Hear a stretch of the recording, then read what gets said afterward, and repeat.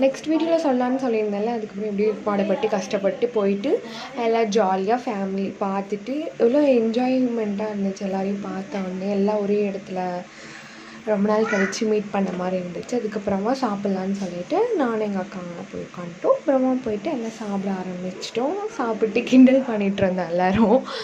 அப்புறமா சாப்பிட்டு முடிச்சுட்டு எல்லாம் உட்காந்துட்டு பேசிகிட்டு இருந்தாங்க. எல்லாம் ஜாலியாக உட்காந்துட்டு சாப்பிட்டு ரிலாக்ஸாக உட்காந்து பேசிகிட்டு இருந்தாங்க.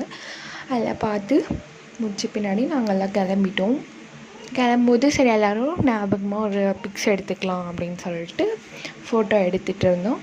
எடுத்து முடித்தோடனே எங்கள் மாமாகிட்ட ஐஸ்கிரீம் கேட்டேன். மாமா ஐஸ்கிரீம் வாங்கி கொடுத்தாங்க. இப்படி சாப்பிட்டுட்டே பஸ் வந்துச்சு, வீட்டுக்கு கிளம்பிட்டோம். எல்லா பேரம்பேத்திலாம் கொஞ்சிட்டு பத்திரமா போயிட்டு வாங்கன்னு சொல்லி அனுப்பிச்சி விட்டாங்க. சரின்னு சொல்லிட்டு நாங்களும் வந்து டோல்கேட்டில் இறங்கி ஆட்டோ வந்துச்சு, ஏறி வந்துட்டோம். ஜாலியாக அப்படியே வீட்டை பார்த்த பின்னாடி தான் அப்பாடா வீடு வந்துடுச்சா அப்படின்ற ஒரு சந்தோஷம். பாய்.